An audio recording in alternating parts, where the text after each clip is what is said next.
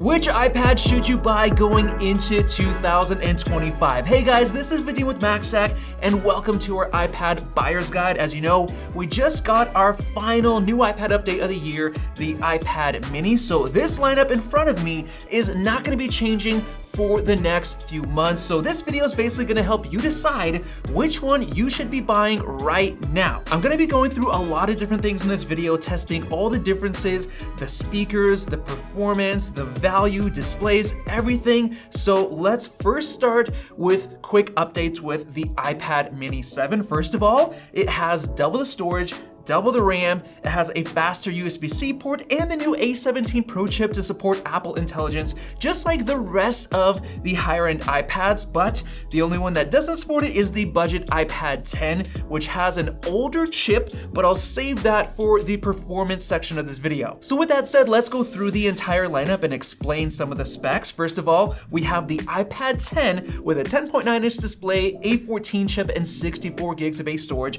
for $350. It's actually a really good deal because it used to be $450 when it just came out. Apple earlier this year gave us a $100 price cut, so it's a killer value. We also have the iPad mini 7, the brand new one, has an 8.3-inch display, now has 128 gigs of storage and an A17 Pro chip, $500. Then we have the 11-inch iPad Air with the M2 chip, 128 gigs of storage for $600. There's also a 13-inch model, which I don't have, but it's basically identical, just with a larger display for $800. Then we have the 11-inch iPad Pro with the M4 chip and 256 gigs of storage for $1,000, and then the 13-inch model with the same specs, just a larger display for $1,300. And the first thing I want to do is test out the speakers. So let's start with the budget iPad 10 and go from there.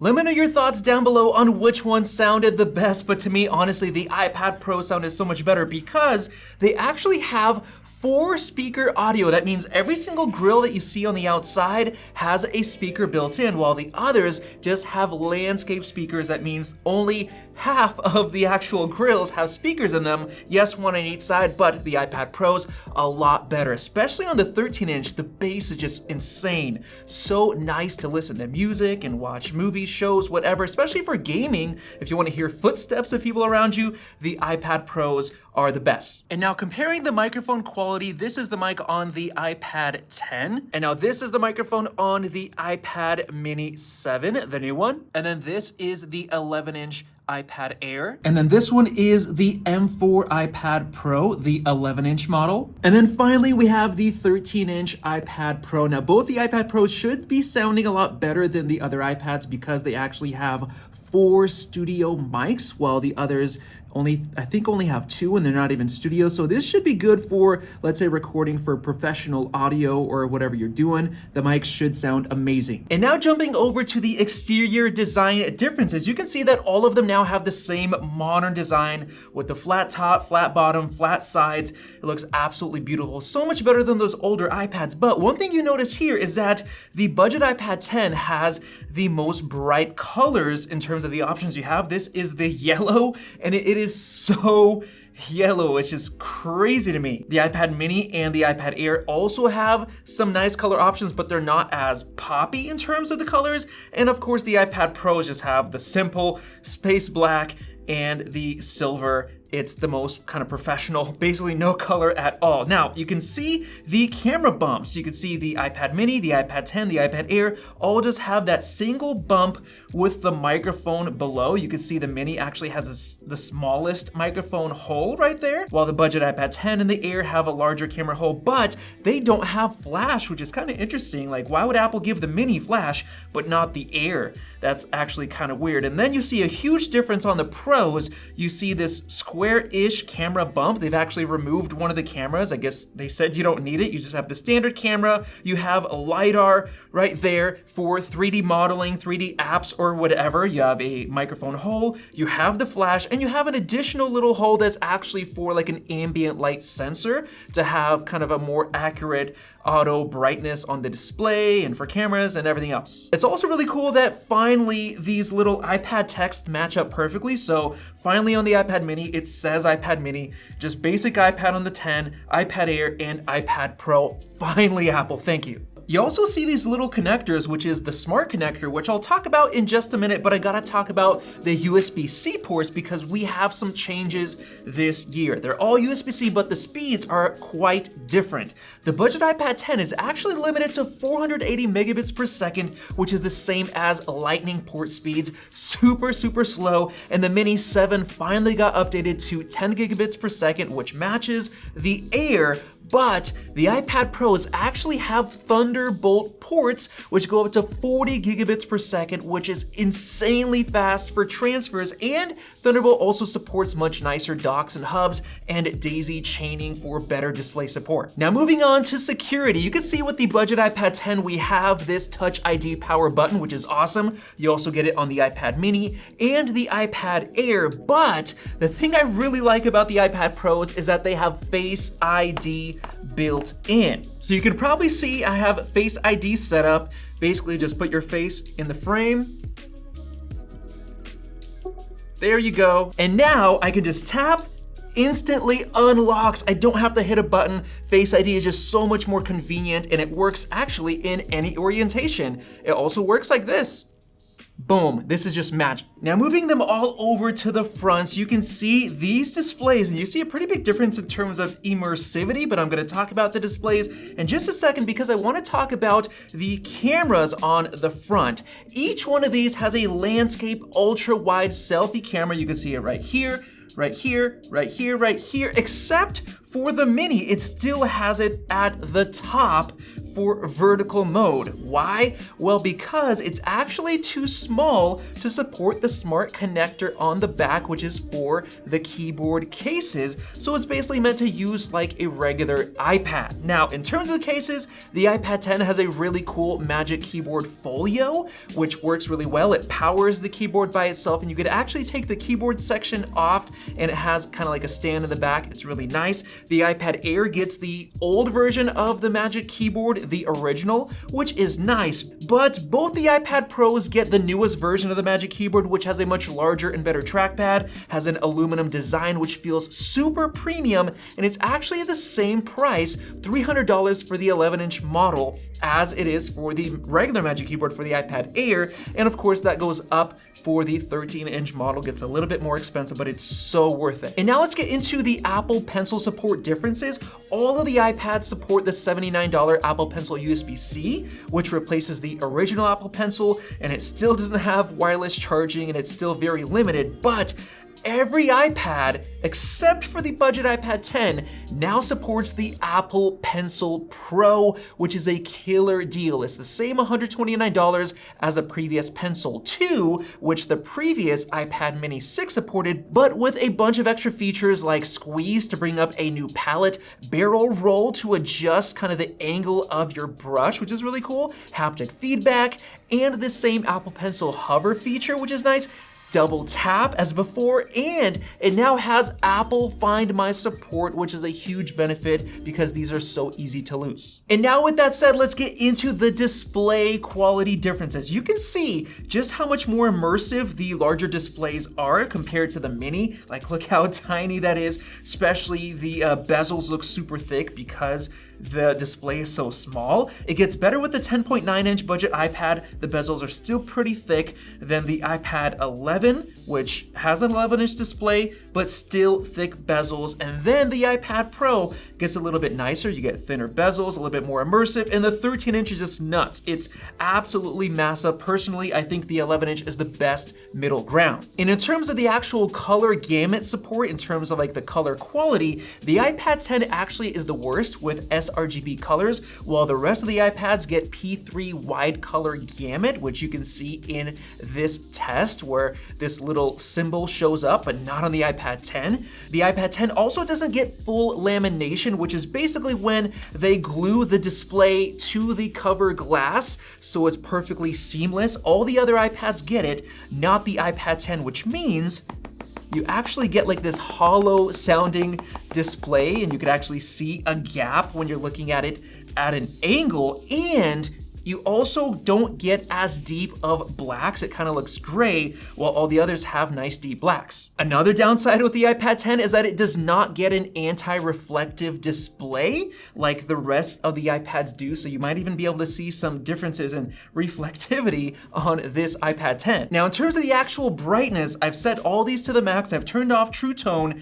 Take a look at this difference right here. We have 500 nits of brightness shared between the iPad 10, the mini, and the Air, so it stays the same standard, but both of the iPad Pros get a massive 1000 nits of standard brightness, which is absolutely crazy, and that's because the iPad Pros are the only ones with the new tandem OLED display technology, which is basically two OLED panels stacked on top of each other to double the brightness and improve the efficiency. It actually uses less power since there's two displays, so they don't have to work as hard, so they actually last longer as well, while these iPads use outdated LED technology, where you could actually see that the blacks are really gray across the entire display. So I went ahead and turned off all of my lights so you guys can see the difference here. The iPad 10, look how gray the display is because of LED technology. The iPad 10, same there. The iPad Air, and look at the iPad Pros. Pure black because of that OLED, and the text just pops so much. It looks amazing. So here I have an OLED HDR video running on all of them, and you should be able to see how beautiful the OLED iPad Pro looks in terms of the blacks, while the rest of them look very gray. Of course, I had to turn down the camera so the iPad Pro doesn't blow out, but look how gray the displays are on these cheaper iPads and how beautiful it looks on the iPad Pros. Absolutely amazing. The colors just pop so much more. You get all that contrast while the others are very gray. And the nice thing about the iPad Pros is that they go up to 1600 nits brightness for HDR content. So it's amazing. Now on top of that, both of the iPad Pros also have 120 Hz ProMotion technology, which means the refresh rate can go between 24 Hz for, let's say you're watching a movie to save battery life, up to 120, which is super smooth. You'll see all these animations look super smooth, just like on the iPhone Pro models. Compared to these iPads, the iPad 10, the mini, and the Air are limited to 60 Hz all the time, which sucks because games can only go up to 60 FPS, while on the Pros up to 120, which is awesome. And now let's get into the exciting part, which is the performance comparison. I have Geekbench 6 open on all of these. With the iPad 10, you have only 4 gigs of RAM, which is limiting with the A14 chip. It's quite outdated. We have the A17 Pro, which is nice and new with 8 gigs of RAM on the iPad mini 7. The iPad Air has the M2 chip with 8 gigs of RAM. We have the M4 chip on the 11-inch iPad Pro and the 13-inch, both starting with 8 gigs, and it actually goes up if you upgrade to a 1 terabyte storage model. So let's go ahead and run the CPU benchmark on all of these. And there you go, we have our scores, and there are a lot of differences here.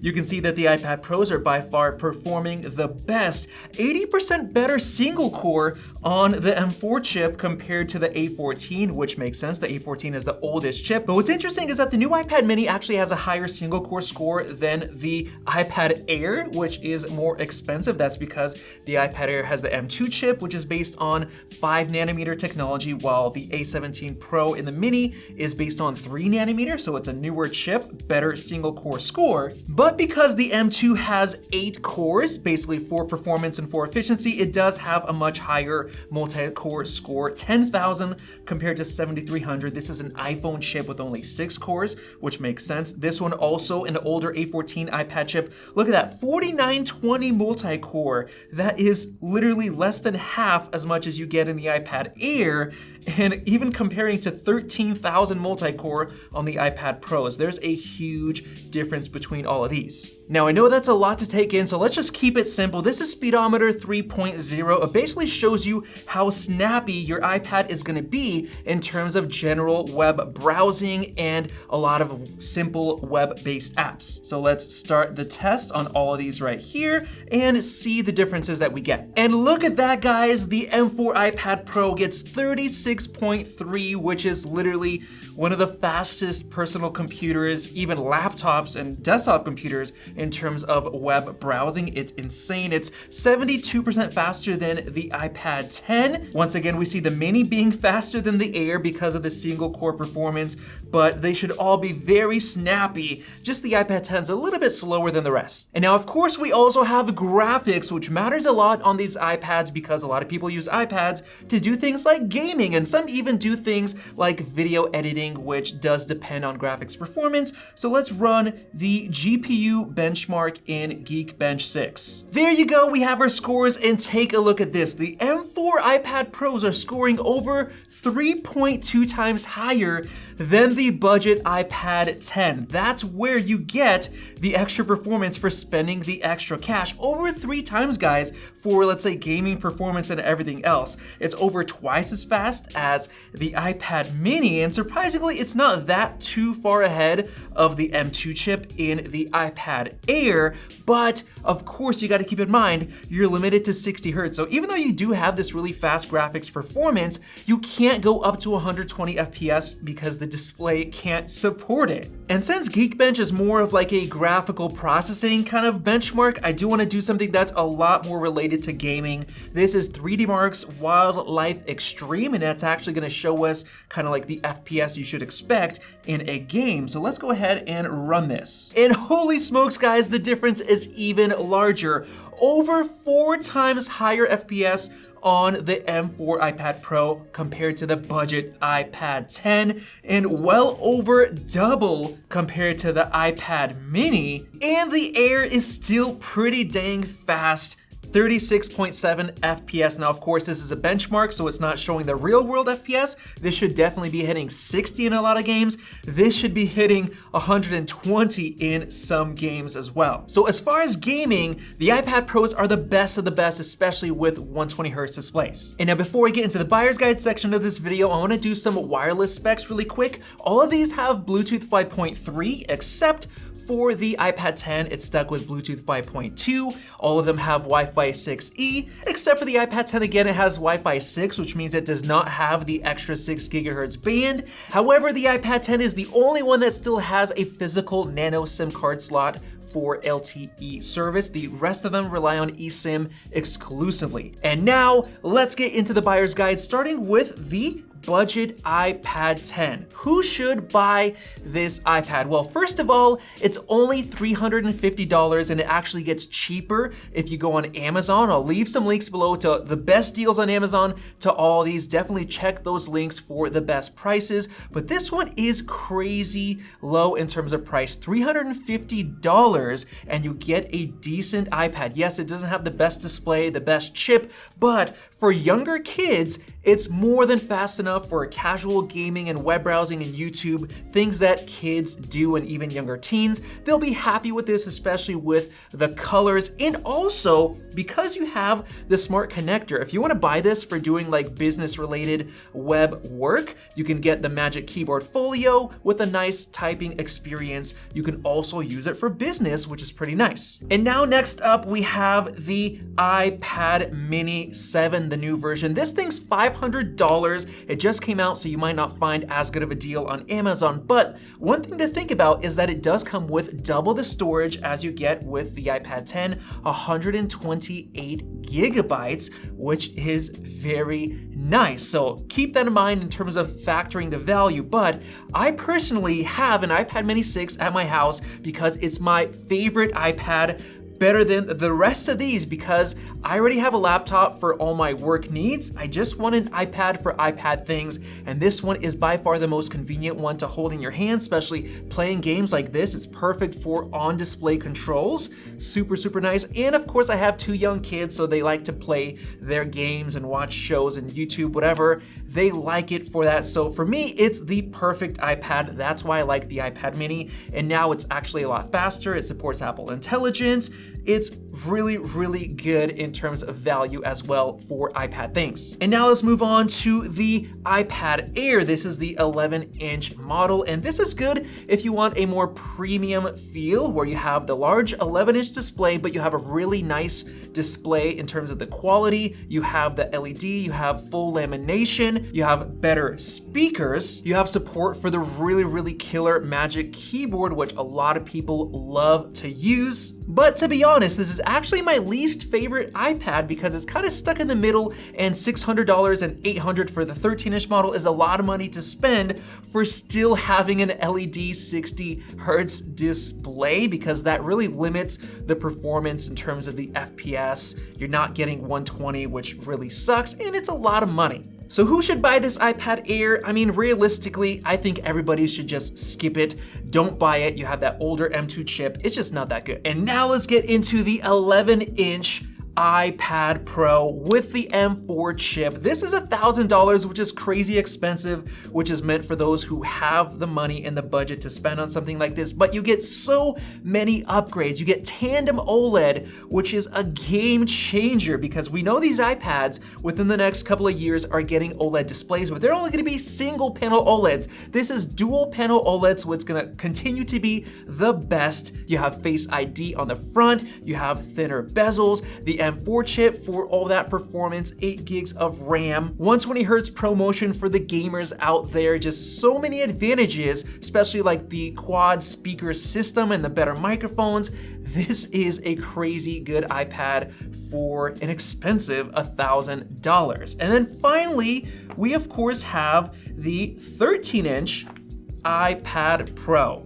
Well, who should buy this? Honestly, I think for people who need a massive display or a massive setup with the Magic Keyboard, especially the new one, which is so much nicer than the original, or if you're an artist and you need a huge canvas, or if you like to watch movies on the huge display with the really nice speakers, $1,300 is a lot of money, but for some people, it's worth it. You'll know if you want to buy and if you need to buy an iPad like this because it is a lot of money. So finally, with that said, here is my conclusion. If you want to get a great iPad for an amazing price and you're on a budget, the iPad 10 is still great. If you want to get my favorite iPad, which I think is the best for iPad things, the iPad mini 7 is absolutely amazing. It has enough performance. It's great for gaming. I'd say skip the iPad Air this time around, wait for the newer one to come out, and the iPad Pro is by far the best choice if you have a lot of money to spend. So with that said, hopefully you enjoyed this iPad buyer's guide. If you have any more questions,